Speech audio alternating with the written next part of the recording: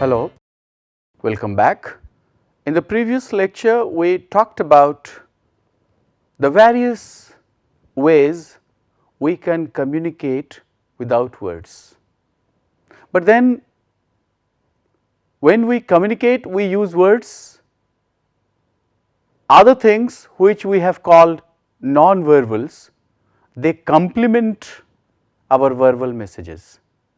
But what is very noteworthy is we actually use words, and then there are other things that come to our help. In this connection, let us talk about how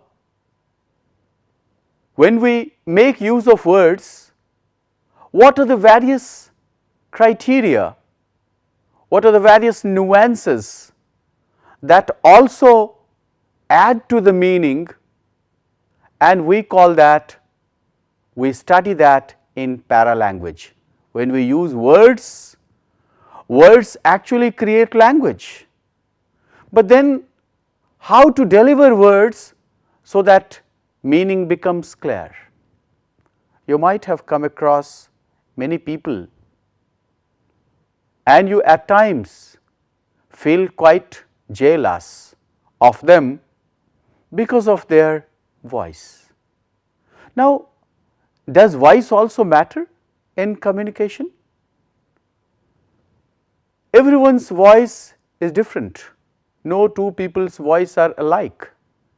Some people speak very high, some people speak low, some people have very harsh tones. But then, in order to meet, in order to carry out day-to-day activities as well as business transactions, we have to see that our voice matters.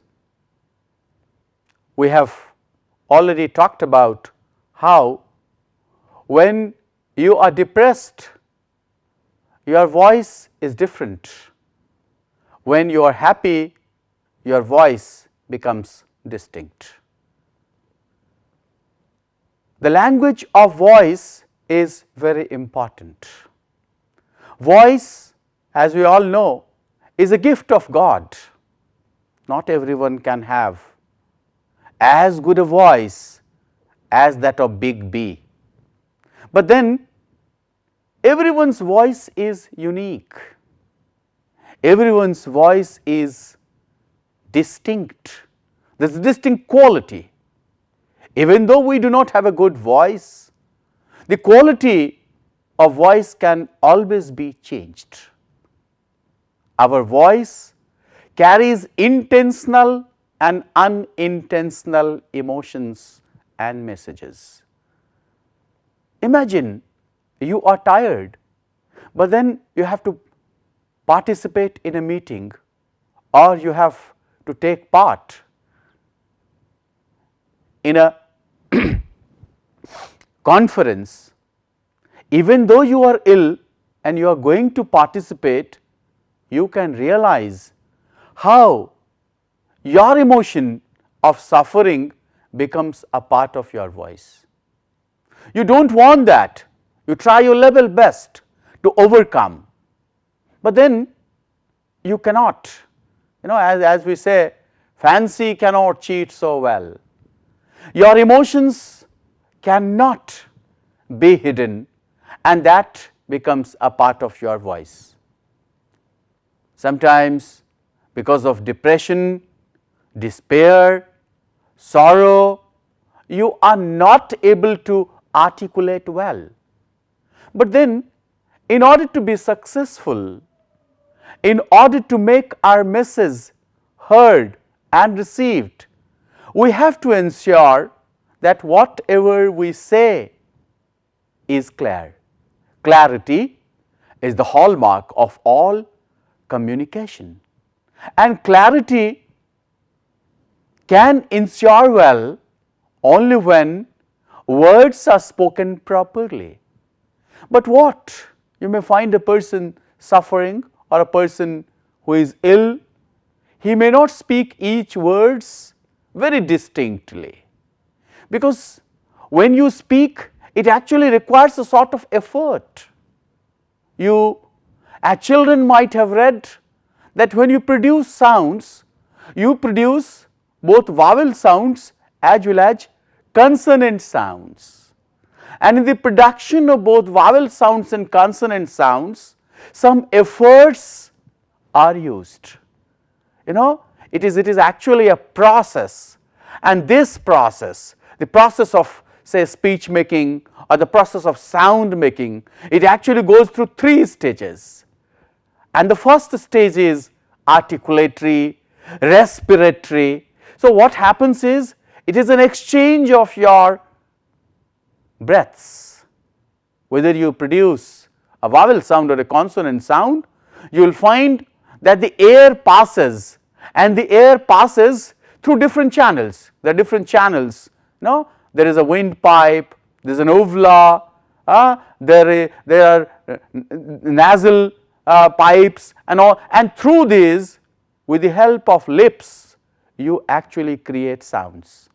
And again, if you go deep, you will also find that there are several ways also when in the production of certain sounds, your lips are either semi-rounded, half rounded. So, there are different ways. With the help of your say teeth, you create certain sounds like dentals, sometimes fricatives. No? So, this is actually a process, and so when you are making use of voice, you have to see that all you want to say is clear, and this clarity can be studied under articulation. If things that you want to say are not candid, it will not create a good impression on your audience. Hence, it becomes quite important that you make each of your sound distinctly heard, and for that a little effort is required. The other thing which is important in terms of voice is, in terms of speech making, is the problems of pronunciation. All of us, because we come from different backgrounds, different countries, and as we are living in a global world today, people from different countries have different habits, and they have different pronunciations also. And no two people, I mean Asians have a different way of pronouncing things, Americans have a different way of pronouncing things. You will find that there has been certain observation that Americans appear to be as transparent in terms of pronunciation, but in the Western world at times their pronunciation becomes very difficult. But then, since we are to communicate, it becomes quite significant to understand that we are communicating for others, and if our messages are not being heard and understood, there is no use of our message being conveyed. Hence, voice has an important role to play. So, when we talk about the language of voice, we also, because many of us do not have English as our first language. In many countries, English is a second language. In some countries, it may be third language also. So, what happens is, we actually translate it from our mother tongue to a foreign tongue, and in this process, we actually create certain lapses, and that may at times result in terms of certain failures. And remember, when you are going to talk to people who are strangers or people from different countries, for you it becomes difficult, because either you are not able to listen properly the sounds that the other person is making, or your sounds are not being taken that seriously, hence there becomes a communication lapse. Now, what are the important features of voice? As I said, voice is every man's own quality, and we try to emulate the voice of celebrated speakers. We may not at times be successful in emulating them. You might have come across the examples of how Even many famous orators, say for example Lincoln, Churchill, they also had the problems in terms of their voice. Some of them used to lisp, some of them had certain problems, but later on, because of particular training, because of specific training and because of specific learning, they utilize their voices for the common good. Now, what actually are the features of voice? The first is quality. Now, this quality, every voice will have its own quality. As I said in the beginning, that either you speak too loud or you speak a little loud. You speak too low or you speak too high. You speak so low that people are not able to understand. That is why when you go to address a gathering, or many speakers go to address a gathering, they first check the audibility level and they try to ensure that they are audible. The first thing here to be taken into consideration is you should neither be too loud nor be too slow. So, try to check your voice in the beginning. If you are addressing a large gathering, it becomes very difficult, of course, to control. But then nowadays you have microphones, but even with microphones, because of the quality of some people's voices, things are not clear. Many people, even when they speak, the microphone can enhance the quality, but many people are in the habit of eating up their words, so clarity becomes a problem. So, quality is very important. What sort of voice do you have? How you can make a qualitative use of your voice. Then is volume. How loud or how slow? How high? How low? Then comes the rate. When we speak, many people you will find they are very fast. And if you are fast, there is actually a tendency that people who speak too fast, they forget something in the middle, and then the entire show becomes a damn squiff. So, it is very important that we need to adjust our rate in consonance with the background of our listeners. You may not be addressing every now and then people who are already elevated, people who are very qualified, people have a good knowledge.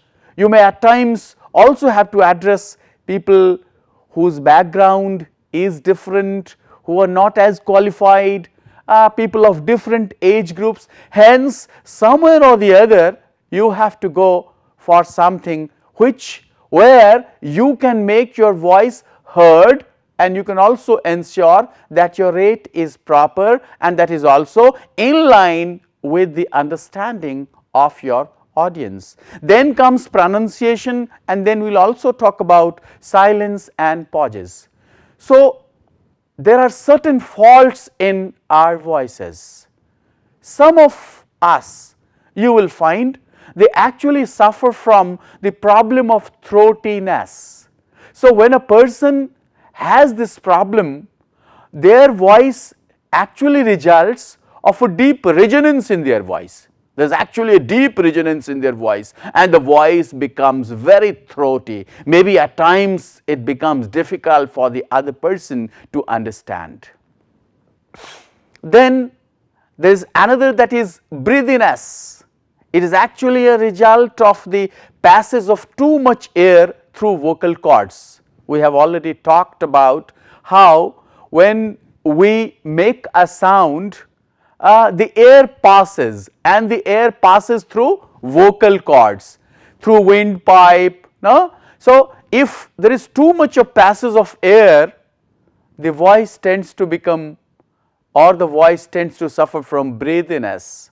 Then some people also have the problem of nasalization, and this problem results because the air is released through nose. Of course, there are some sounds like na, anga, all these sounds are nasal sounds, but then some people, because they are not able to, so their voices at times becomes nasalized.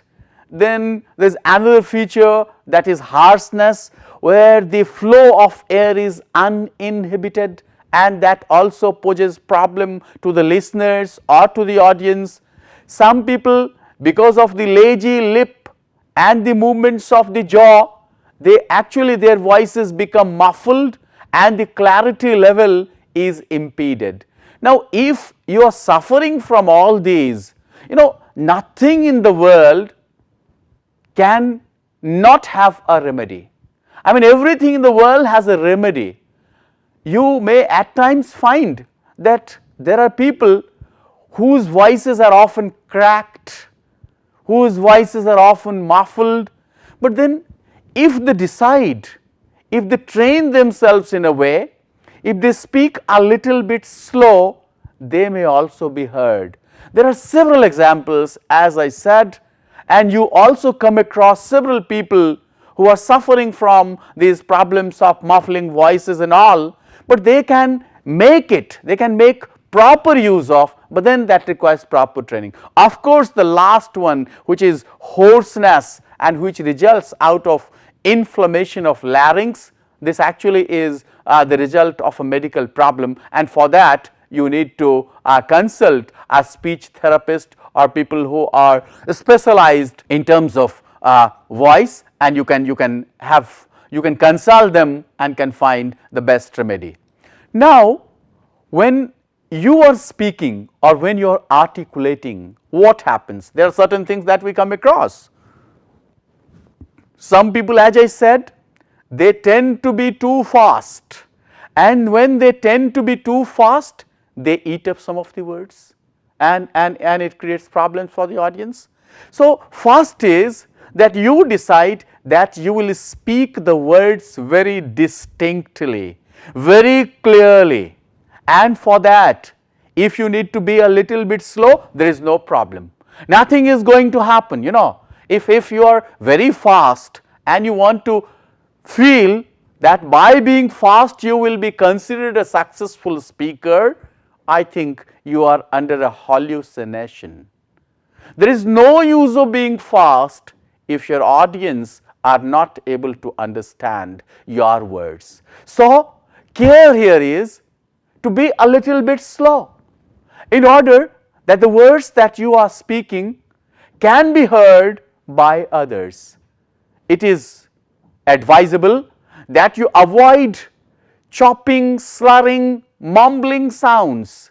There are many people, you will find that when they speak, they are suffering from the problems of ums, and all these actually create a sort of disturbance in terms of your speech. So, you can always improve your voice. You can always, through CA training, nowadays there are several ways available.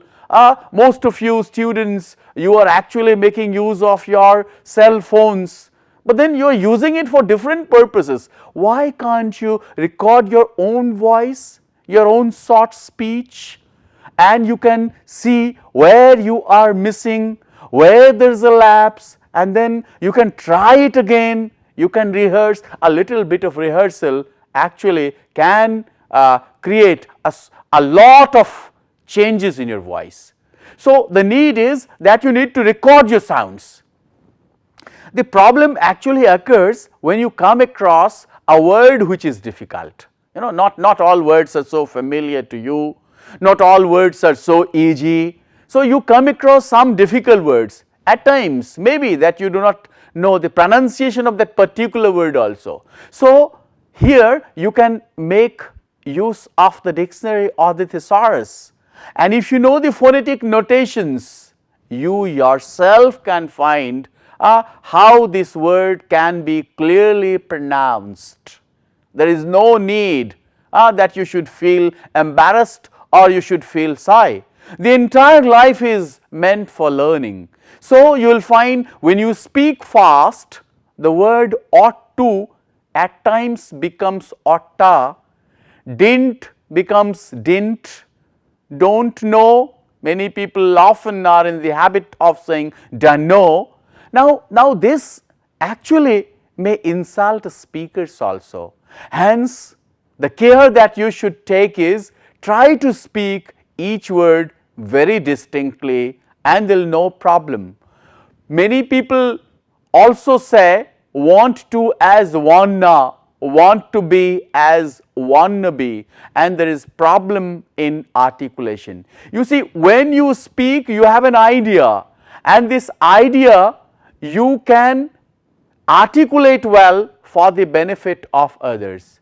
If you have the ideas need to be articulated, and in order to articulate well you need to see that you are clear, you are audible, your voice should not appear to be very imposing, it should not appear to be very pleasant. If you speak too fast or if you speak very harshly, then maybe it may sound very unpleasant. So, what you need to do is you need to speak in a fashion that not only do others understand, but at the same time they also enjoy it. After all, for whom have you travelled too much, and for whom have you struggled, for whom have you prepared so much of material? It may go waste if you are not able to deliver it properly. Now we come to the volume. As I said, when you speak something or the other party speaks something, it has to be heard. We call that audibility. You need to be audible, and volume is related to the degree of loudness or the softness of voice. You will sometimes feel how pleasant is his or her voice. Now, the way he or she utilizes his or her voice, that actually attracts you. Many people have got very attractive voices, and you find that you are being captivated. You know, in earlier days when there were no television, where you couldn't see people, people were actually accustomed to listen to radio, and the voices used to be used to haunt in your ears. Say for example, when you listen to either BBC English or BBC Hindi or BBC Bangla service, you will find what a beautiful, what a sort of pleasant voice is there. And you actually may travel thousands and thousands of miles to go and listen to such voices. Dear friends, you also can have such voices. The need is that you make proper use of the volume. The voice levels may vary depending upon audience. When you are speaking to a small audience where there are 20 or 30 people, there is no need to shout, there is no need to speak too high. But then when you are speaking to a crowd having 100 or 150, of course the level goes. But remember, nowadays in an age when we are talking about all sorts of gadgets, you have several facilities at your disposal, and then depending upon the room and the capacity, you can always adjust your voice according to the acoustics of the room. If you speak too loud, of course your voice will crack. So it is better to maintain a level. Now you will find many good and celebrated speakers, when they begin, how they begin the first sentence. Maybe they are not too high, not too loud, they speak at a very rational pace. But as they proceed, you will find their levels, the degree, the volume rises. Moreover, have you not met people who continue to speak just in one tone? Don't they tend to be monotonous? They tend to be monotonous. Hence, what one needs to do is, one actually needs to understand that there can be certain rises and falls in your voice. We actually call them intonation.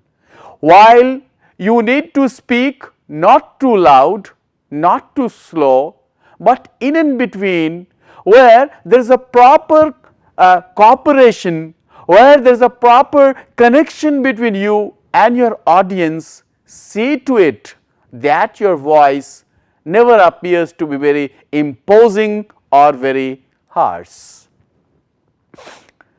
At times you may also wonder, when we communicate and when we give a public speech, is there a difference the way we use speed or the pace or the rate?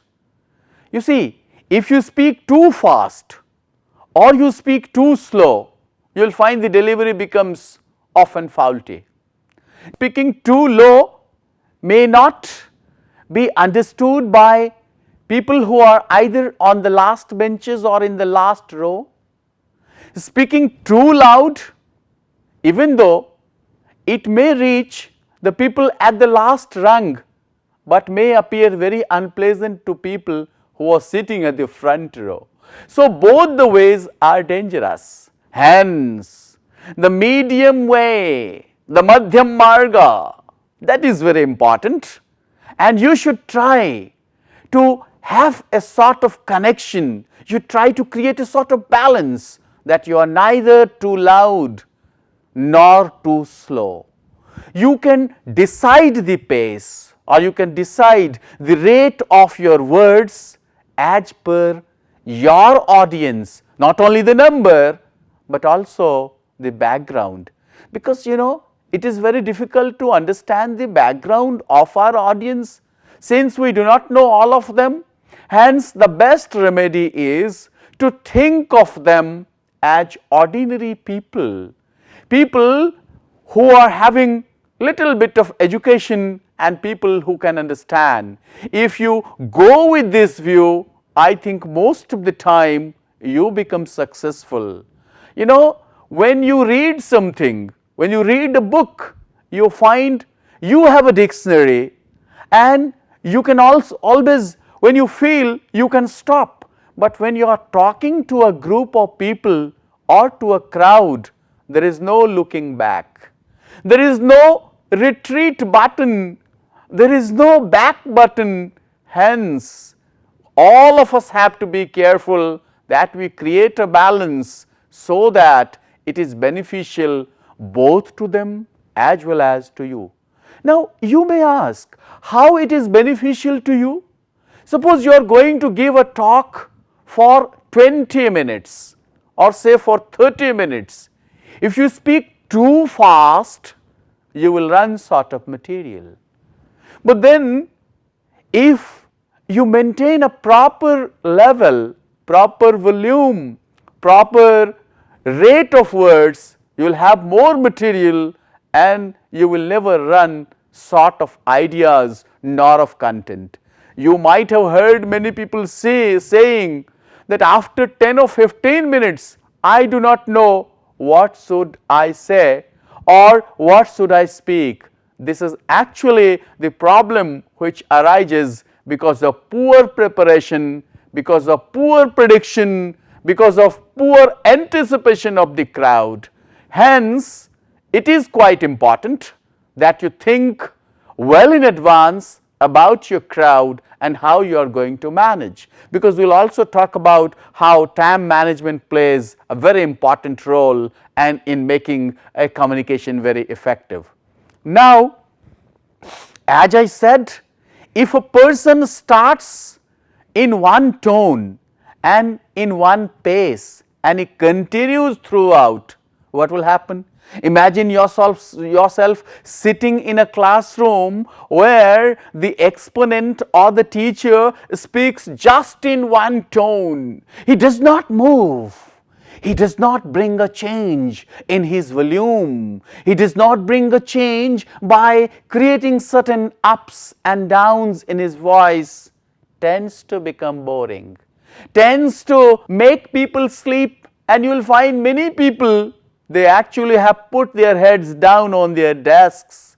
This is clear indication that as a speaker you are not successful. Hence, please add a variety, because this variety may result in bringing even these sleeping people back to life, and that can be done only with the help of your voice.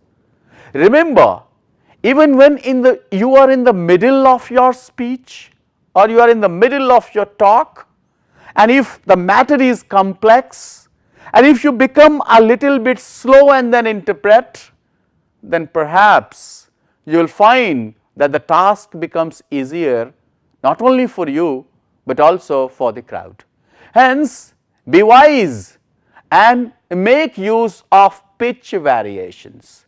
Now, what are these pitch variations?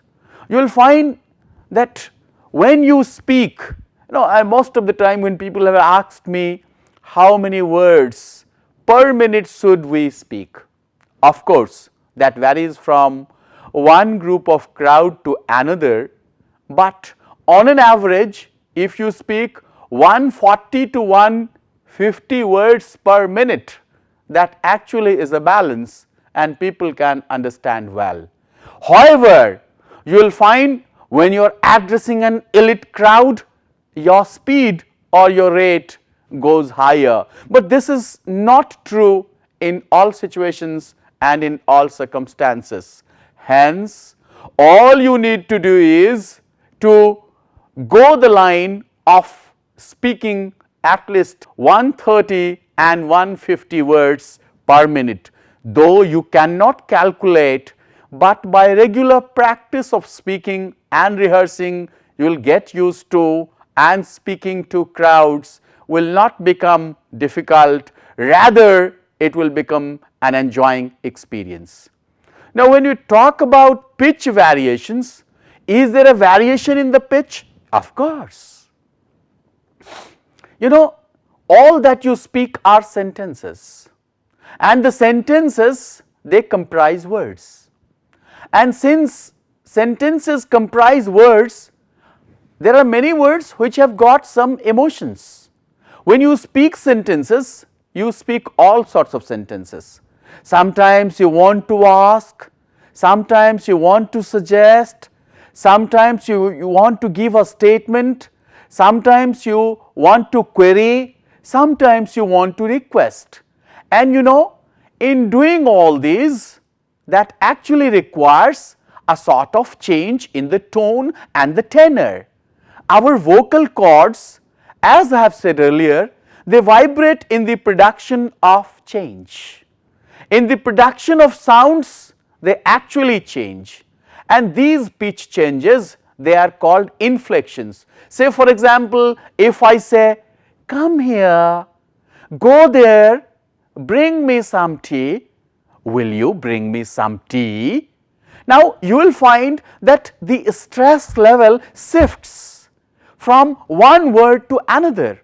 Sometimes you ask a question, what's the time? Now, you will find we do not say, what is the time? We cannot say like this.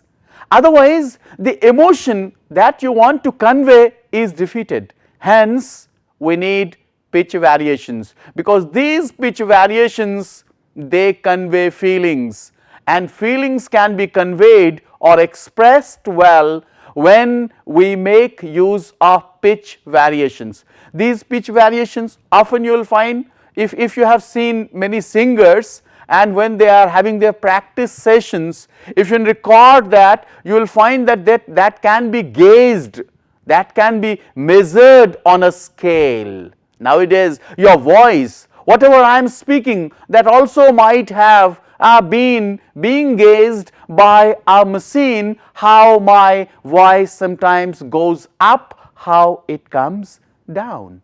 So, there are variations, and these variations appear, and these variations actually add to the meaning. A speech without variation becomes monotonous. That is why a person who speaks just in one tone, you all of you might have come across poetry recitations and all. So, there also you might have seen how when you recite, you actually give stress on certain words.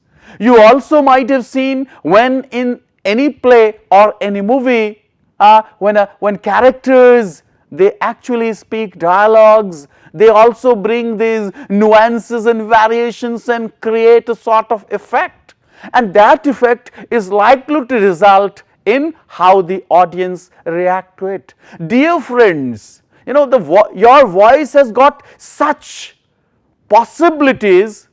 All you need to do is you need to explore, you need to make use of, you need actually to bring variety and make your talk interesting, and that is possible. Now, when you are doing that, you also have to be aware of your pronunciations. Since we Asians, particularly Indians, we come from different states, and every state has a different sort of climate, and that is why we say our pronunciation changes every 5 miles.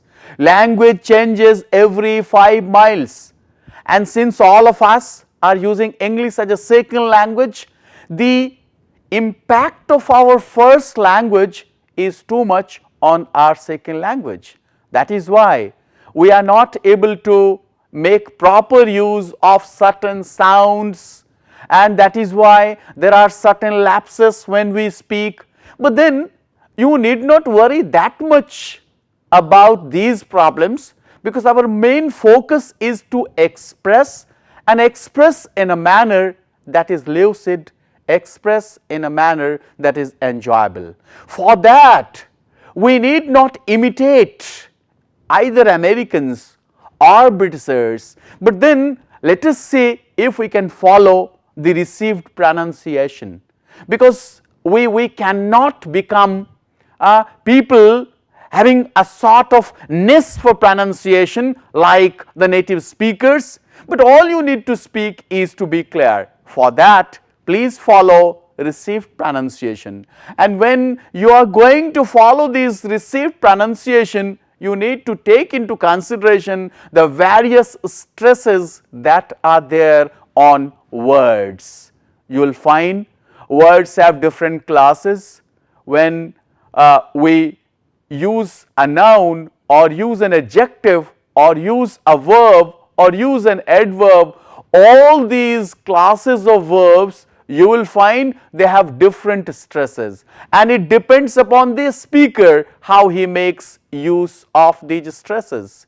These stresses can also be in sentences, as I have said, depending upon the emotion. No, people often, when there is a holiday, they actually very cheerfully say, "Oh, it's a Sunday today," isn't it? So they actually not only express their emotion, but at the same time the way they put a stress. Maybe we may not be that perfect, but at the same time we try to add meaning to whatever we speak, and that is possible with subtle nuances of intonation which we can practice.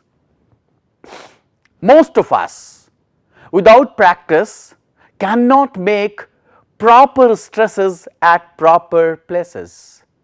It is advisable to put stresses at the right syllables. Every word you will find has got certain syllables, and these syllables, just in some of your classes you might have read about that every word can be divided into certain syllables, and on which syllable you have to put stress, that is also given. You can make use of a good dictionary, and the same way you can do while you are having sentences or you are having specific use of stress in terms of sentences. But remember, even if you are not able to do that with the help of a dictionary, it is better to listen to some TV channels where you find you can learn. You know, much of the stresses and much of the sounds you can learn very clearly the way they are spoken on certain TV channels. For example, in India, if you watch some program of NDTV or Times Now, there are some good anchors, there are some good speakers from whom you can learn, but then make it a habit. You know, all listening is not mere hearing, but when you are listening, as we'll discuss in listening class, listening is very important. Fine.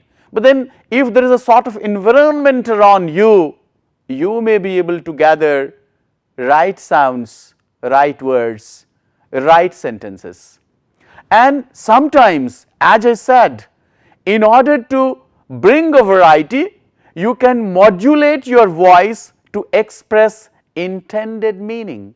Say, if a student comes to the class when he or she is late, you will find the way he expresses, he asks, he seeks the permission of the teacher, may I come in, sir, though I am late, sir. Fine. I mean, when you speak that, you are also expressing a meaning.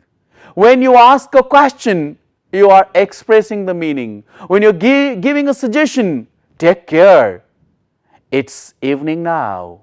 Fine. Hurry up, it's time to go. Please wind up your lecture, you are perhaps moving beyond time. Now, whenever you speak all these things, you find there are certain meanings which are already implicit in it. So, modulate your voice to express intended meaning. Usually, you will find articles, prepositions. For example, we say the, a, and, to. I mean, all these words, all these classes, all these parts of speech, conjunctions, auxiliary verbs and personal pronouns, they do not take stress. We never say, we never give a stress on the, fine, we do not give a stress on to, these are prepositions, but other than that, nouns, adjectives, adverbs, as we have said, they actually tend to take stress. You know, the entire sound system, even though it may appear to be very difficult, but if you practice it, if you create certain ups and downs, rise and fall in the pitch of your voice, you will find you appear to be very distinct. And in the beginning I had been saying that everyone's voice is distinct. You know, an ordinary person speaks and you speak because you know how and how much stress is to be given. Naturally, you will appear to be more distinct and you will appear to be more understanding, and you will also appear to convey your emotions well. Most of the time, when you make use of falling tone, especially these are in the cases of when you give a command. For example, bring me a cup of tea. Oh, where had you been? Where had you been? So, you will find that there is a falling tone, and sometimes we make a request, would you like to have a cup of tea with me? No, not at all. Oh, yes. What's the time? Is it time to wind up? Isn't it?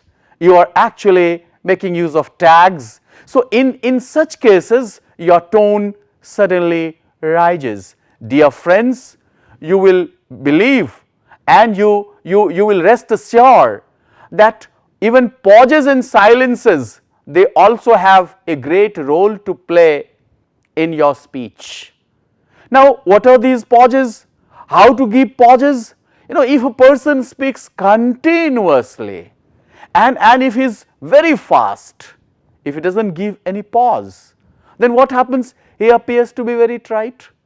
That is why these pauses are actually short silences in speech. For example, we may say, listen, what I say is important, but what you say also cannot be refuted. Now, you will find when I speak these sentences, there are certain gaps between two words, but sometimes when we have to express, when we have to give a longer pause, that becomes silence. For example, somebody dies and you say, oh, he died, and after that there is a silence, And now that silence actually adds to the meaning. These pauses separate one unit of thought, because when you speak, your entire speech is actually a combination of several things, and when you make a movement from one unit of thought to another, you make pauses.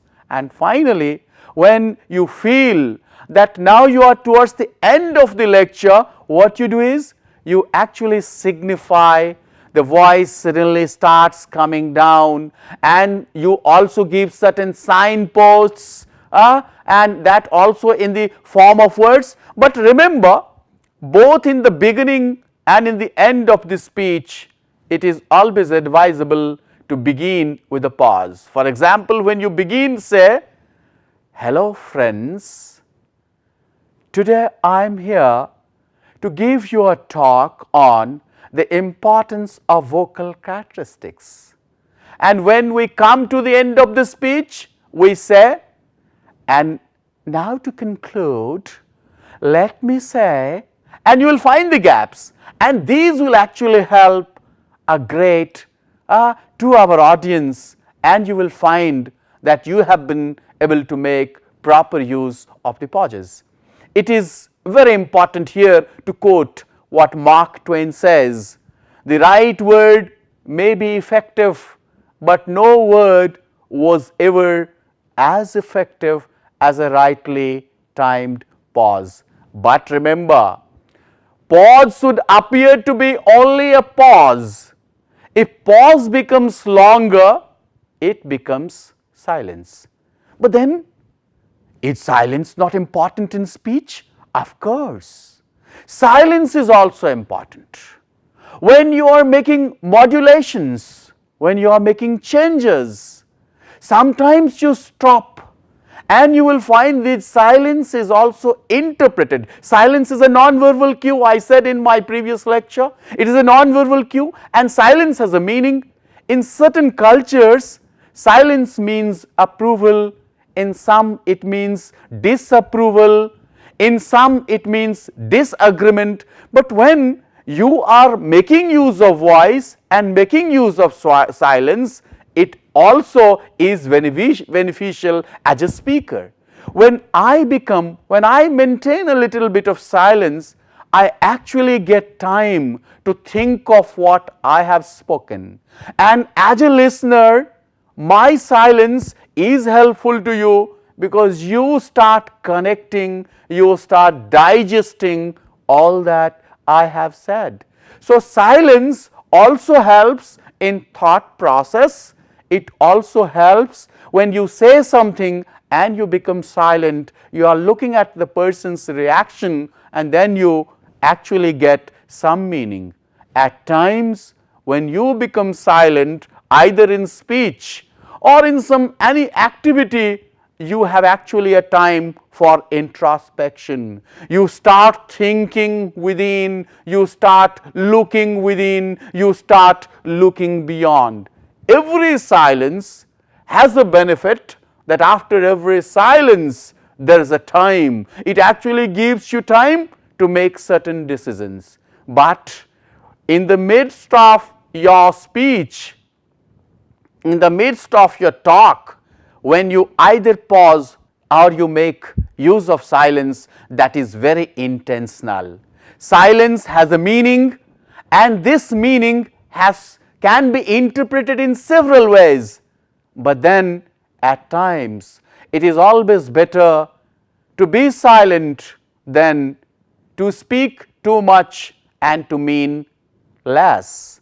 Let us conclude this session by quoting what the famous Pythagoras says: "Silence is better than unmeaning words." After every silence, there is a new beginning. After every silence, there is a new initiation of a thought process. After every silence, you will find there is a new generation. I hope, though we are going to conclude this session and going to be silent, but this silence will again bring me back and bring you back, and we will connect, because silence connects. Thank you very much.